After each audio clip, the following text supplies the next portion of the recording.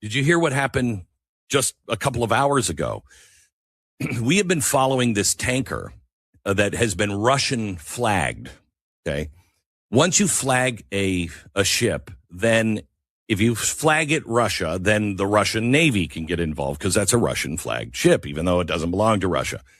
We have been following this ship and trying to stop this oil tanker from bringing oil that should not be going overseas from Venezuela.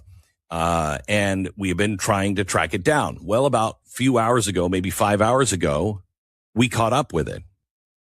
Now, Russia was sending ships to protect this because it was a Russian flagged ship. What happened? Our Navy just pulled up to it and boarded it. And that ship is now where it belongs. It's impounded. It was never supposed to be taking oil. It was against international law. We had an embargo on it, et cetera, et cetera. Well, we caught up with it. So we are very, very serious about this. And because of the way Venezuela just happened, American credibility on the war front, the rest of the world, our enemies are freaking out right now because even people who are in the military, I shouldn't say in the military, I'm sure they know more, but people who have been watching the military, former military, people that know about the military, even they are looking at it going, how the hell did we just pull this off with Venezuela?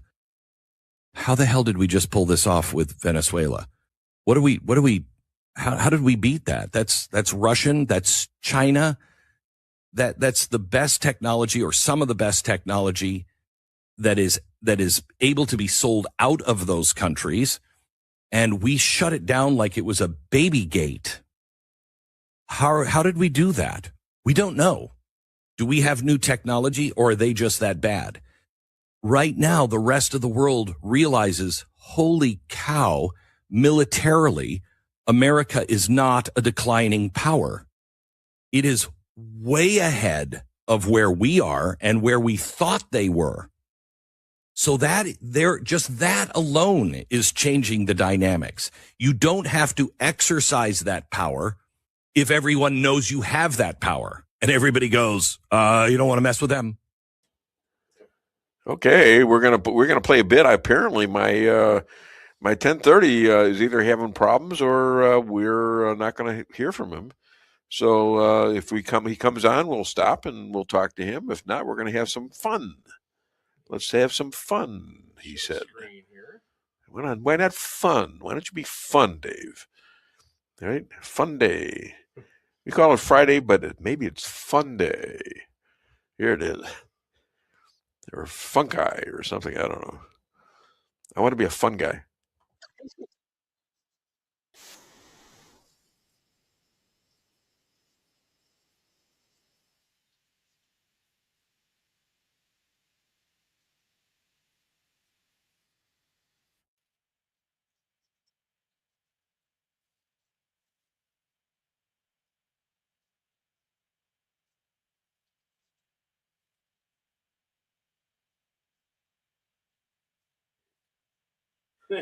All right, so we're gonna look at some funny stuff here, and we'll also play the Steve Martin one. And is there a phone or what? Yeah, Ryan's calling me. Oh, he's calling you. Okay, yeah. All right. Well, let's hear from him. Is there a problem there? Go ahead. Yeah, see if we can deal with him. But while we're here, let's talk about Don Lemon, agitator pretending to be a journalist.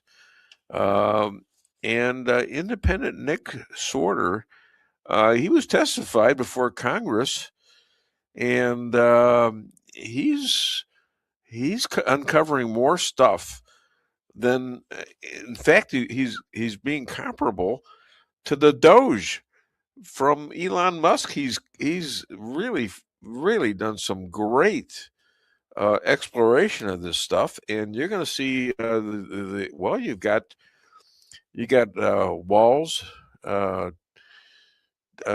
Tim Walls, Tampon Tim.